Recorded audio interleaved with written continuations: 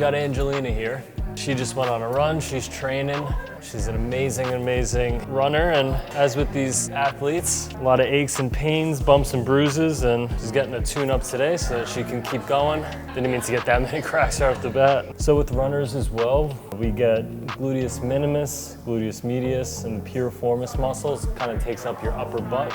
And those muscles right up in here get tight, and that will usually cause some pain in the SI joints, which is what she's experiencing. So that's where we're gonna work next. The piriformis is definitely like the most common thing throughout the day, and it's either marathon runners or people who work, desk jobs, not moving.